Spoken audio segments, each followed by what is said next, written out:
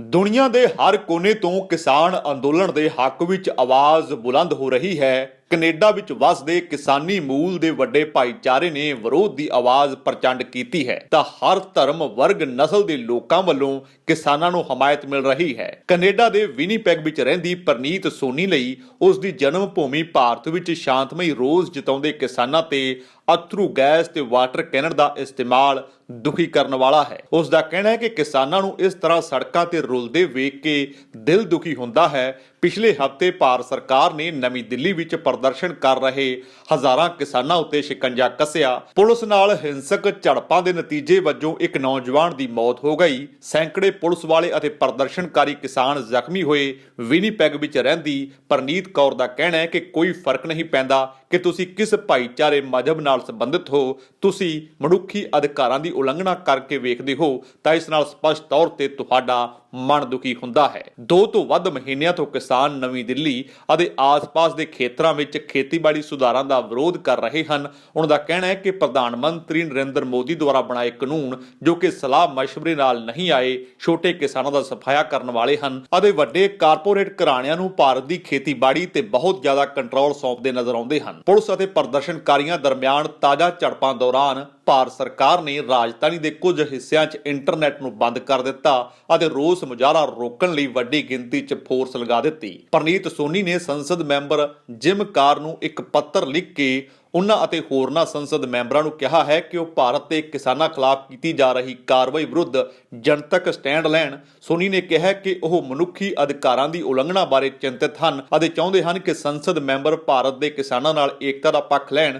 ਪਿਛਲੇ ਹਫ਼ਤੇ ਉਸਨੇ ਪ੍ਰੈਰੀਆ ਲਈ ਕੈਨੇਡਾ ਦੇ ਵਿਸ਼ੇਸ਼ ਨੁਮਾਇੰਦੇ ਜਿਮ ਕਾਰ ਨੂੰ ਇੱਕ ਪੱਤਰ ਲਿਖਿਆ ਸੀ ਜਿਸ ਵਿੱਚ ਉਸ ਨੂੰ ਅਤੇ ਉਸ ਦੀ ਸਰਕਾਰ ਨੂੰ ਇੱਕ ਜਨਤਕ ਬਿਆਨ ਜਾਰੀ ਕਰਨ ਲਈ ਕਿਹਾ ਸੀ। ਉਹਨਾਂ ਦਾ ਕਹਿਣਾ ਹੈ ਕਿ ਇਹ ਕਿਸੇ ਵੀ ਮਨੁੱਖ ਲਈ ਚਿੰਤਾ ਦਾ ਵਿਸ਼ਾ ਹੈ ਕਿਉਂਕਿ ਇਹ ਸਿਰਫ ਗੈਰ ਲੋਕਤੰਤਰੀ ਹੈ, ਮਨੁੱਖੀ ਅਧਿਕਾਰਾਂ ਦੀ ਹੱਦ ਤੱਕ ਹੈ। ਪ੍ਰਤੀਕ ਸੋਨੀ ਨੇ ਕਿਹਾ ਕਿ ਅਸੀਂ ਵਿਰੋਧ ਪ੍ਰਦਰਸ਼ਨ ਦੌਰਾਨ ਇੰਟਰਨੈਟ ਬੰਦ ਹੋਣ, ਪਾਣੀ ਦੀ ਸਪਲਾਈ ਕੱਟਣ ਬਾਰੇ ਗੱਲ ਕਰ ਰਹੇ ਹਾਂ। ਇੱਥੇ ਕੋਈ ਡਾਕਟਰੀ ਸਹੂਲਤ ਨਹੀਂ ਹਨ। ਦਿੱਲੀ 'ਚ 4 ਫਰਵਰੀ ਤੋਂ ਬਾਅਦ ਸਿੰਘੂ ਗਾਜੀਪੁਰ ਤੇ ਟਿਕਰੀ ਬਾਰਡਰ ਵਿਖੇ ਇੱਕ ਸੁਰੱਖਿਆ ਉਪਾਅ ਦੇ ਤੌਰ ਤੇ ਦਿੱਲੀ ਪੁਲਿਸ ਵੱਲੋਂ ਸੜਕਾਂ ਤੇ ਲੋਹੇ ਦੀਆਂ ਕਿੱਲਾਂ ਗੱਡ ਦਿੱਤੀਆਂ ਗਈਆਂ, ਬੈਰੀਕੇਡਿੰਗ ਕੀਤੀ ਗਈ, ਸੀਮੈਂਟ ਦੀਆਂ ਕੰਧਾਂ ਉਸਾਰ ਦਿੱਤੀਆਂ ਹਨ ਜਿੱਥੇ ਕਿਸਾਨ ਦਿੱਲੀ ਵਿੱਚ ਖੇਤੀ ਕਾਨੂੰਨਾਂ ਦਾ ਵਿਰੋਧ ਕਰ ਰਹੇ ਹਨ। ਇੱਕ ਈਮੇਲ ਵਿੱਚ ਜਿਮ ਕੈਰ ਦੇ ਬੁਲਾਰੇ ਨੇ ਕਿਹਾ ਕਿ ਉਹਨਾਂ ਦੇ ਦਫ਼ਤਰ ਨੇ ਸੋਨੀ ਦੀਆਂ ਚਿੰਤਾਵਾਂ ਨੂੰ ਗਲੋਬਲ ਅਫੇਅਰਜ਼ ਕੈਨੇਡਾ ਨਾਲ ਜੋੜ ਦਿੱਤਾ ਹੈ। ਇਹ ਕਹਿੰਦਾ ਹੈ ਕਿ ਪ੍ਰਧਾਨ ਮੰਤਰੀ ਜਸਟਿਨ ਟਰੂਡੋ ਨੇ ਬੁੱਧਵਾਰ ਨੂੰ ਮੋਦੀ ਨਾਲ ਉਹਨਾਂ ਦੇ ਸੱਦੇ ਤੇ ਇਸ ਮੁੱਦੇ ਤੇ ਗੱਲਬਾਤ ਕੀਤੀ ਹੈ। ਪਰ ਸੋਨੀ ਦਾ ਕਹਿਣਾ ਹੈ ਕਿਉਂਕਿ ਅਸੀਂ ਨਿਸ਼ਚਿਤ ਤੌਰ ਤੇ ਸਥਾਨਕ ਸੰਸਦ ਮੈਂਬਰਾਂ ਨੂੰ ਇਸ ਮਾਮਲੇ 'ਚ ਅੱਗੇ ਲਿਆਉਣਾ ਚਾਹੁੰਦੇ ਹਾਂ।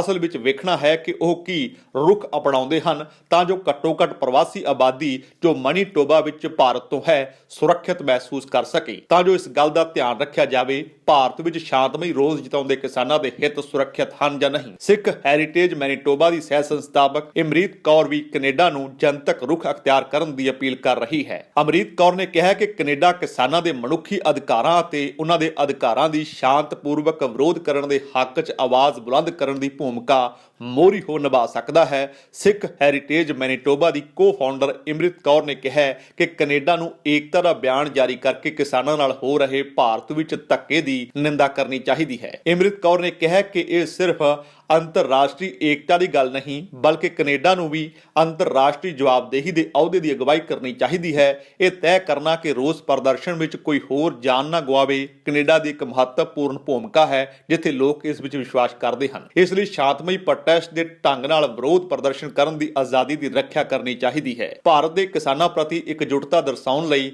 ਸ਼ੁੱਕਰਵਾਰ ਦੁਪਹਿਰ ਮੈਨੀਟੋਬਾ ਵਿਧਾਨ ਸਭਾ ਵਿੱਚ ਇੱਕ ਰੈਲੀ ਕੀਤੀ ਗਈ। ਇਹ ਸਮੂਹ BESMO ਦੁਆਰਾ ਆਯੋਜਿਤ ਕੀਤੀ ਗਈ ਜਿਸ ਵਿੱਚ ਬ੍ਰਿਟਿਸ਼ ਕੋਲੰਬੀਆ, ਅਲਬਰਟਾ, ਸਸਕੈਚੁਆਨ, ਮੈਨੀਟੋਬਾ ਅਤੇ ਓਨਟਾਰੀਓ ਦੇ ਨੁਮਾਇੰਦੇ ਸ਼ਾਮਿਲ ਰਹੇ। ਉਧਰ ਕੈਨੇਡਾ ਦੇ ਪ੍ਰਧਾਨ ਮੰਤਰੀ ਜਸਟਿਨ ਟਰੂਡੋ ਜਿਸ ਨੇ ਪਿਛਲੇ ਸਾਲ ਭਾਰਤ ਵਿੱਚ ਬੇਰਹਿਮੀ ਨਾਲ ਪੁਲਿਸ ਕਾਰਵਾਈ ਦਾ ਸਾਹਮਣਾ ਕਰ ਰਹੇ ਕਿਸਾਨਾਂ ਦਾ ਮੁੱਦਾ ਪ੍ਰਮੁੱਖਤਾ ਨਾਲ ਚੁੱਕਿਆ ਸੀ ਅਤੇ ਇਸ ਲਈ ਕੀਤੇ ਗਏ ਸਮਰਥਨ ਦੀ ਭਾਰਤ ਵੱਲੋਂ ਹਾਲਾਂਕਿ ਕਰੜੀ ਆਲੋਚਨਾ ਕੀਤੀ ਗਈ ਅਤੇ ਉਸ ਨੂੰ ਭਾਰਤ ਦੇ ਅੰਦਰੂਨੀ ਮਾਮਲਿਆਂ 'ਚ ਨਾ ਮਨਜ਼ੂਰਯੋਗ ਦਖਲ ਅੰਦਾਜ਼ੀ ਵਜੋਂ ਆਲੋਚਨਾ ਕੀਤੀ ਗਈ ਸੀ। ਵਿਦੇਸ਼ ਮੰਤਰਾਲੇ ਨੇ ਗੱਲਬਾਤ ਦੀ ਰਾਹ ਚੁਣਨ ਲਈ ਭਾਰਤ ਦੀ ਤਾਰੀਫ ਕੀਤੀ ਸੀ। ਸ਼ੁੱਕਰਵਾਰ ਨੂੰ ਮੰਤਰਾਲੇ ਦੇ ਬੁਲਾਰੇ ਅਨੁਰਾਗ ਸ਼੍ਰੀਵਾਸਤਵ ਨੇ ਪੱਤਰਕਾਰਾਂ ਨੂੰ ਕਿਹਾ ਕਿ ਕੈਨੇਡਾ ਦੇ PM ਟਰੂਡੋ ਨੇ ਆਪਣੇ ਦੇਸ਼ ਵਿੱਚ ਕੂਟਨੀਤਿਕ ਮਿਸ਼ਨਾਂ ਅਤੇ ਜਵਾਨਾਂ ਲਈ ਸੁਰੱਖਿਆ ਦਾ ਵਾਅਦਾ ਕੀਤਾ ਸੀ। ਉਹਨਾਂ ਉਹਨਾਂ ਨੇ ਕਿਹਾ ਕਿ ਕੇਂਦਰ ਦੇ ਖਿਲਾਫ ਖਾਲਿਸਤਾਨੀ ਅਤੇ ਵੱਖਵਾਦੀ ਤੱਤ ਹਨ ਜੋ ਵਿਰੋਧ ਪ੍ਰਦਰਸ਼ਨ ਨੂੰ ਕਬਜ਼ੇ ਵਿੱਚ ਕਰ ਚੁੱਕੇ ਹਨ ਅਤੇ ਭਾਰਤ ਨੂੰ ਬਦਨਾਮ ਕਰਨ ਦੀ ਸਾਜ਼ਿਸ਼ ਕਰ ਰਹੇ ਹਨ। ਸ਼੍ਰੀਵਾਸਤਵ ਨੇ ਪ੍ਰੈਸ ਨੂੰ ਦੱਸਿਆ ਕਿ ਪ੍ਰਧਾਨ ਮੰਤਰੀ ਟਰੂਡੋ ਨੇ ਲੋਕਤੰਤਰ ਵਿੱਚ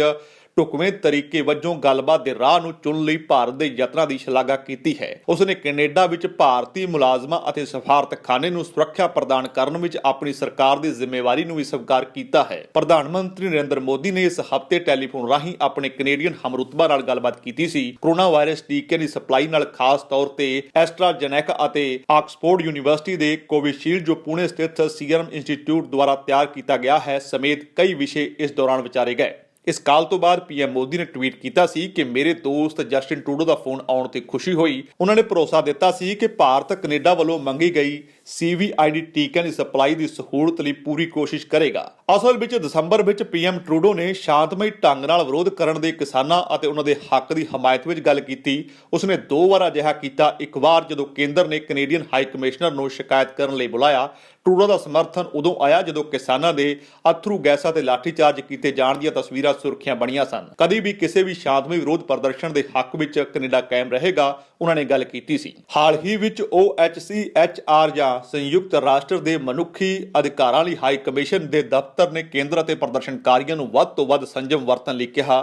ਪੌਪ ਸਟਾਰ ਰਿਹਾਨਾ ਦੇ ਟਵੀਟ ਦੇ ਸਮਰਥਨ ਅਤੇ ਕੇਂਦਰ ਵੱਲੋਂ ਆਲੋਚਨਾਤਮਕ ਪ੍ਰਤੀਕਿਰਿਆ ਆਉਣ ਤੋਂ ਬਾਅਦ ਕਿਸਾਨਾਂ ਦੇ ਵਿਰੋਧ ਨੇ ਵਿਸ਼ਵ ਵਿਆਪੀ ਸੁਰਖੀਆਂ ਵੀ ਬਟੋਰੀਆਂ ਹਨ। ਨਵੰਬਰ ਤੋਂ ਭਾਰਤ ਭਰ ਦੇ ਲੱਖਾਂ ਕਿਸਾਨ ਖੇਤੀਬਾੜੀ ਕਾਨੂੰਨਾਂ ਦਾ ਵਿਰੋਧ ਕਰ ਰਹੇ ਹਨ। ਕੇਂਦਰ ਨੇ ਹੁਣ ਤੱਕ 11 ਗੇੜ ਦੀ ਵਾਰਤਾ ਕੀਤੀ ਹੈ ਪਰ ਕੋਈ ਸਫਲਤਾ ਹੁਣ ਤੱਕ ਹੱਥ ਨਹੀਂ ਲੱਗੀ ਹੈ। ਕਿਸਾਨ ਚਾਹੁੰਦੇ ਹਨ ਕਿ ਕਾਨੂੰਨ ਖਤਮ ਹੋ ਜਾਣ ਅਤੇ MSP ਦੀ ਕਾਨੂੰਨੀ ਗਾਰੰਟੀ ਮਿਲੇ। ਕੇਂਦਰ ਦਾ ਕਹਿਣਾ ਹੈ ਕਿ ਕਾਨੂੰਨ ਬਣੇ ਰਹਿਣਗੇ ਪਰ ਉਹਨਾਂ ਨੇ MSP ਦਾ ਜ਼ੁਬਾਨੀ ਭਰੋਸਾ ਦਿੱਤਾ ਹੈ। 18 ਮਹੀਨੇ ਕਾਨੂੰਨ ਸਸਪੈਂਡ ਰਹਿਣ ਦੀ ਪੇਸ਼ਕਸ਼ ਵੀ ਕੀਤੀ ਗਈ ਹੈ। ਕਿਸਾਨਾਂ ਨੇ ਕਿਹਾ ਕਿ ਉਹ ਤਾਜ਼ੀ ਅਤੇ ਹੋਰ ਗੱਲਬਾਤ ਲਈ ਖੁੱਲੇ ਦਿਲ ਨਾਲ ਅੱਗੇ ਆਉਣਗੇ ਪਰ ਉਹਨਾਂ ਨੇ ਭਵਿੱਖ ਦੇ ਵਿਰੋਧ ਪ੍ਰਦਰਸ਼ਨਾਂ ਦਾ ਪ੍ਰੋਗਰਾਮ ਵੀ ਨਾਲੋਂ ਨਾਲ ਹੀ ਜਾਰੀ ਕਰ ਦਿੱਤਾ ਹੈ ਜਿਸ ਵਿੱਚ 18 ਫਰਵਰੀ ਨੂੰ ਅਗਲੇ ਹਫ਼ਤੇ ਭਾਰਤ ਦੇ ਕਈ ਹਿੱਸਿਆਂ ਵਿੱਚ 4 ਘੰਟੇ ਦਾ ਰੇਲ ਰੋਕੋ ਪ੍ਰੋਗਰਾਮ ਵੀ ਸ਼ਾਮਲ ਹੈ। ਕੈਨੇਡਾ ਦੇ ਪ੍ਰਧਾਨ ਮੰਤਰੀ ਜਸਟਿਨ ਟਰੂਡੋ ਭਾਰਤ ਵਿੱਚ ਖੇਤੀ ਕਾਨੂੰਨਾਂ ਦੇ ਖਿਲਾਫ ਚੱਲ ਰਹੇ ਕਿਸਾਨਾਂ ਦੇ ਅੰਦੋਲਨ ਨੂੰ ਲੈ ਕੇ ਚਿੰਤਾ ਕਈ ਵਾਰ ਜਤਾ ਚੁੱਕੇ ਹਨ ਪਰ ਹਾਲ ਹੀ ਵਿੱਚ ਕੈਨੇਡਾ ਤਰਫੋਂ ਇਹ ਦਾਅਵਾ ਕੀਤਾ ਗਿਆ ਕਿ ਟਰੂਡੋ ਨੇ PM ਮੋਦੀ ਨਾਲ ਫੋਨ ਤੇ ਗੱਲਬਾਤ ਦੌਰਾਨ ਕਿਸਾਨਾਂ ਦਾ ਮੁੱਦਾ ਚੁੱਕਿਆ ਹੈ। ਹੁਣ ਇਸ ਨੂੰ ਲੈ ਕੇ ਭਾਰਤੀ ਵਿਦੇਸ਼ ਮੰਤਰਾਲੇ ਵੱਲੋਂ ਵੀ ਬਿਆਨ ਸਾਹਮਣੇ ਆਇਆ ਹੈ। ਵਿਦੇਸ਼ ਮੰਤਰਾਲੇ ਨੇ ਇਸ ਗੱਲ ਦੀ ਤਸਦੀਕ ਕੀਤੀ ਹੈ ਕਿ PM ਮੋਦੀ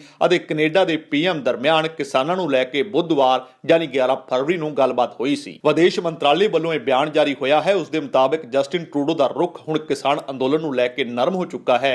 ਐਨਾ ਹੀ ਨਹੀਂ ਉਹਨਾਂ ਨੇ ਇਸ ਨੂੰ ਲੈ ਕੇ ਭਾਰਤ ਦੀ ਤਾਰੀਫ ਵੀ ਕੀਤੀ ਹੈ। ਵਿਦੇਸ਼ ਮੰਤਰਾਲੇ ਦੇ ਬਿਆਨ ਦੇ ਮੁਤਾਬਕ ਇਹ ਦਾਅਵਾ ਕੀਤਾ ਗਿਆ ਹੈ। ਉਹਨਾਂ ਮੁਤਾਬਕ ਭਾਰਤ ਸਰਕਾਰ ਦੀ ਕਿਸਾਨਾਂ ਤੋਂ ਗੱਲਬਾਤ ਅਤੇ ਲੋਕਤੰਤਰ ਦਾ ਰਸਤਾ ਅਪਣਾਉਣ ਦੀਆਂ ਕੋਸ਼ਿਸ਼ਾਂ ਨੂੰ ਲੈ ਕੇ PM ਟਰੂਡੋ ਨੇ ਸਰਕਾਰ ਦੀ ਤਾਰੀਫ ਕੀਤੀ। ਟਰੂਡੋ ਨੇ PM ਮੋਦੀ ਨਾਲ ਗੱਲਬਾਤ ਦੌਰਾਨ ਕਿਹਾ ਕਿ ਉਹਨਾਂ ਦੀ ਸਰਕਾਰ ਕੈਨੇਡਾ ਵਿੱਚ ਮੌਜੂਦ ਭਾਰਤੀ ਸਫੀਰਾਂ ਅਤੇ ਹੋਰ ਮੁਲਾਜ਼ਮਾਂ ਦੀ ਸੁਰੱਖਿਆ ਦੀ ਜ਼ਿੰਮੇਵਾਰੀ ਲੈਂਦੀ ਹੈ ਅਤੇ ਇਹ ਤੈਅ ਕੀਤਾ ਜਾਵੇਗਾ। ਇਸ ਤੋਂ ਪਹਿਲਾਂ ਟਰੂਡੋ ਦੇ ਨਾਲ ਹੋਈ ਇਸ ਗੱਲਬਾਤ ਨੂੰ ਲੈ ਕੇ ਭਾਰਤ ਸਰਕਾਰ ਵੱਲੋਂ ਇੱਕ ਬਿਆਨ ਜਾਰੀ ਜ਼ਰੂਰ ਹੋਇਆ ਸੀ ਪਰ ਉਸ ਵਿੱਚ ਕਿਤੇ ਵੀ ਕਿਸਾਨ ਅੰਦੋਲਨ ਦਾ ਜ਼ਿਕਰ ਨਹੀਂ ਸੀ। PMO ਵੱਲੋਂ ਇਹ ਦੱਸਿਆ ਗਿਆ ਸੀ ਕਿ ਜਿਵੇਂ ਭਾਰਤ ਨੇ ਹੋਰ ਦੇਸ਼ਾਂ ਦੇ ਨਾਲ ਕੀਤਾ ਹੈ ਠੀਕ ਉਸੇ ਤਰ੍ਹਾਂ ਭਾਰਤ ਕੈਨੇਡਾ 'ਚ ਵੈਕਸੀਨੇਸ਼ਨ ਦੀਆਂ ਕੋਸ਼ਿਸ਼ਾਂ 'ਚ ਸਹਿਯੋਗ ਦੇਵੇਗਾ। ਪਰ ਇਸ ਗੱਲਬਾਤ ਦੌਰਾਨ ਕਿਸਾਨ ਅੰਦੋਲਨ ਨੂੰ ਲੈ ਕੇ ਵੀ ਗੱਲਬਾਤ ਹੋਈ ਜੋ ਭਾਰਤ ਵੱਲੋਂ ਹਾਲਾਂਕਿ ਲੁਕਾ ਲਈ ਗਈ, ਇਸ ਨੂੰ ਦੱਸਿਆ ਨਹੀਂ ਗਿਆ। ਪਹਿਲਾਂ ਭਾਰਤ ਸਰਕਾਰ ਵੱਲੋਂ ਕੈਨੇਡੀਅਨ ਪ੍ਰਧਾਨ ਮੰਤਰੀ ਦੀ ਪ੍ਰਧਾਨ ਮੰਤਰੀ ਮੋਦੀ ਨਾਲ ਗੱਲਬਾਤ ਨੂੰ ਕੈਨੇਡਾ ਵੱਲੋਂ ਕੋਵਿਡ ਵੈਕਸੀਨ ਨਾਲ ਜੋੜ ਕੇ ਹੀ ਪੇਸ਼ ਕੀਤਾ ਗਿਆ ਪਰ ਹੁਣ ਕਿਸਾਨ ਅੰਦੋਲਨ ਬਾਰੇ ਹੋਈ ਗੱਲਬਾਤ ਦਾ ਜ਼ਿਕਰ ਵੀ ਸਾਹਮਣੇ ਆਇਆ ਹੈ। ਜੇਕਰ ਤੁਹਾਨੂੰ ਸਾਡਾ ਇਹ ਉਪਰਾਲਾ ਚੰਗਾ ਲੱਗਾ ਹੈ ਤਾਂ ਇਸ ਨੂੰ ਲਾਈਕ ਕਰੋ, ਸ਼ੇਅਰ ਕਰੋ ਅਤੇ ਸਾਡੇ YouTube ਚੈਨਲ ਨੂੰ ਸਬਸਕ੍ਰਾਈਬ ਕਰੋ।